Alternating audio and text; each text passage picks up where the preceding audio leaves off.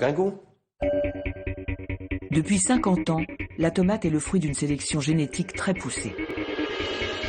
Dans le jargon scientifique, ces inventions de laboratoire sont appelées des hybrides F1. Voici le catalogue officiel qui répertorie les espèces de légumes vendues en supermarché. 98% de ces variétés de tomates sont de type hybride. Que valent ces créations modernes? Sont-elles aussi riches en nutriments que les vraies tomates anciennes qui ne sont presque plus commercialisées en France? À Valence, cette association de vendeurs de semences dénonce les faux semblants de ces tomates de laboratoire. Depuis 3 ans, ces agriculteurs comparent les hybrides aux variétés paysannes, celles qui n'ont subi aucun croisement. Ils font des tests en plein champ sur 1800 pieds de tomates. C'est la première fois qu'ils communiquent sur leurs études. Éric Marchand a fait analyser les nutriments contenus dans les tomates récoltées. Les résultats ont dépassé toutes ses prévisions. On a eu des surprises puisque les laboratoires d'analyse, la première fois, ont refait 3 fois leurs tests. Ils étaient persuadés de s'être trompés parce qu'ils arrivaient à des chiffres très au-dessus des moyennes habituelles de ce qu'ils mesuraient. Sur des tomates. Tomates, mais aussi poivrons, aubergines, concombres. Ils étaient tellement surpris parce que vous aviez des bons résultats?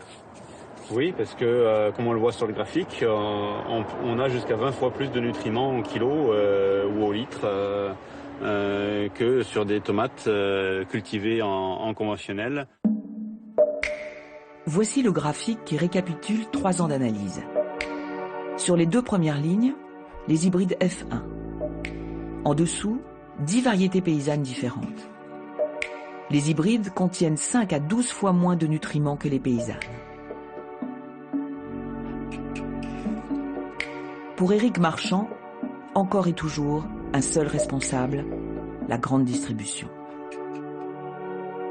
L'industrie a mis en avant d'autres critères qui correspondent à d'autres objectifs, des transports sur de très longues distances, la conservation dans des chambres froides. Elle a appauvri le légume entre-temps. Eh ben, on n'arrive pas à développer tous les aspects, à la fois une peau dure pour que ça résiste à la manipulation, une tomate qui pourrit plus lentement au froid. Tout ça, c'est des éléments qui sont potentiellement incompatibles, du moins c'est ce qui semble apparaître de nos observations, avec le goût, l'aspect nutritif, la capacité à s'adapter au terroir, aussi des plantes. Pour boucler cette enquête, un dernier test. Comparer une tomate paysanne à son équivalent hybride cultivé en hors-sol. À gauche, la hybride hors-sol, à droite, la paysanne. Cette fois, les teneurs en lycopène, en vitamine C et en polyphénol sont 4 fois supérieures. Qui est responsable de l'appauvrissement spectaculaire des tomates? Ce sont les grands semenciers. Ces multinationales créent les graines des hybrides en laboratoire et les multiplient à grande échelle pour les imposer aux agriculteurs. Cette industrie est très lucrative. 30 000 € le kilo de semences de tomates. 75% de ce marché est contrôlé par 3 multinationales, le suisse Syngenta, le français Limagrain et l'américain Monsanto.